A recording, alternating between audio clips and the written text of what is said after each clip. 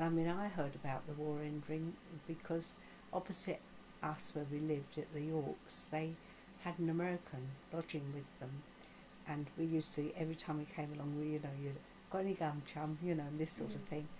And he came along, and I don't know what we were doing, playing in the road, and he called over and he said, the war's ended. And I went running in to tell my mum, and that's how I knew that the war had, but it still didn't occur to me what it meant. We burned Adolf Hitler on VE Day outside Mr. Bretson's house, which had been bombed, so that supplied us with all the material. We ripped the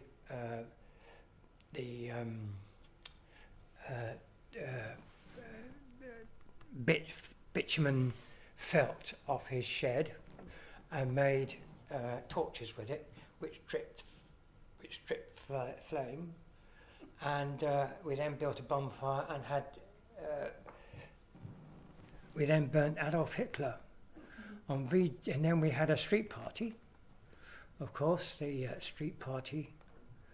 And what the mums did there was they put builders' planks on chairs on tables outside. And I remember D-Day. Woke up in the morning and the sky was black with planes going over. D-Day. Yeah. And then how many years later it was VE Day, and that was announced on the radio. And we were called to assembly and we had prayers, and the headmistress said, you can do whatever you like today. How do you remember feeling when you heard about victory and oh, we're going to have a party in the road. And what was that like? And I had oh, it's great. And we went up to town and we saw all of that, what you see on the VE Day. Although we went to the Horse Guards Parade, where there's an exhibition. There was a Spitfire, there was a V1, there were various propaganda things, don't waste water and all that sort of thing. And perhaps other aircraft. And then we walked down St James's, walked down the Mall, and there was this very curious sight I'd never seen of men and women laying on the grass. Didn't quite get hold of that. We didn't know quite what they were doing. And then we got down, we could only get halfway down the Mall because it was so crowded. The thing about it was that Winston Churchill wasn't there. Churchill was on VE Day, went everyone with VE Day. But on VJ Day, Mr. Attlee was not asked to come onto the balcony. However, the crowds were still there and they still called for the King and Queen. And then we went up to Piccadilly Circus, and there was the usual thing of people hanging on lampposts and people on the Eros, which is all boarded up, and the buses trying to get through, and people, in a fairly jolly frame of mind. I wish I'd been there on VE Day, but we got to VJ Day, which was sort of, it wasn't quite, it didn't have that real, there weren't people doing congas in the street like you see down Whitehall. There wasn't any of that. It was all fairly restrained.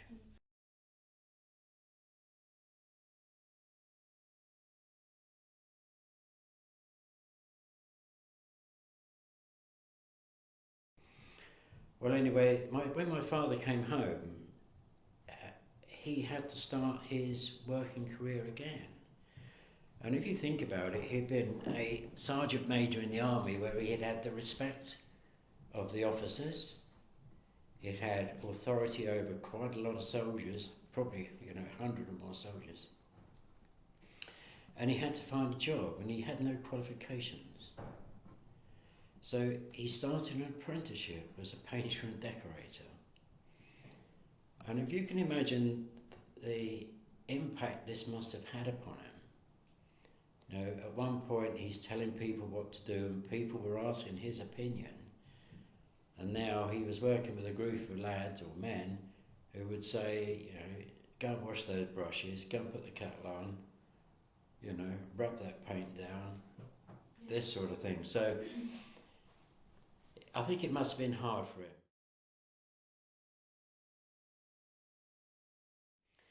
And we were also used to seeing the injured servicemen from the RAF hospital at Chesington.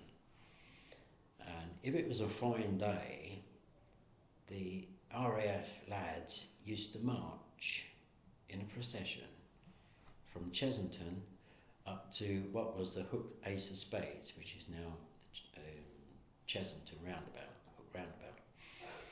And they would march up there in an orderly sort of form, and they would visit the Southampton pub, have a pint of beer, then they would all march back to their hospital. And this served as both exercise and it gave them a chance to get out of the hospital. These were classed as the walking wounded, and there'd be some chaps with their arms in plasters, some chaps with their heads bandaged, some on crutches, some in wheelchairs, and they would all help each other along, but they would be in an orderly sort of queue. And I can remember that as a child, seeing them go up. And I used to work in the shop, and I remember there was a gentleman used to come into the shop. He had been a casualty of the Second World War, he had been a pilot, and his entire head and face had basically been melted. And he would come in the shop and he had this sort of yellowy orange sort of skin texture. He had sort of a hole in his face where his nose had been. I think he had one slit where his eye had been and a little hole where he could feed himself. And he would come in the shop and his hands were terribly burnt. His face and his head were terribly burnt. And he would try and communicate what he wanted to buy. But until you actually got used to him, it was very difficult to comprehend what he wanted.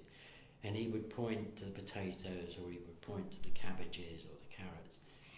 And then you had to determine what quantity he wanted, you know. So I'd just start putting the potatoes in the metal scoop. And when he thought there was enough, he'd hold his hand up. And then they would be tipped into his shopping bag, and then perhaps he'd point at the carrots. And the manager of the shop, first off, he wouldn't let me serve this gentleman because he said to me I had to watch how he served the gentleman so that I could serve him without embarrassing him. And his appearance was quite frightening, especially to a child. And you know, the little kids would point at him and things like that. But I can remember the manager of the shop, Bill, his name was, saying to me, you know, we must, as soon as we see him in the shop, he must be served straight away.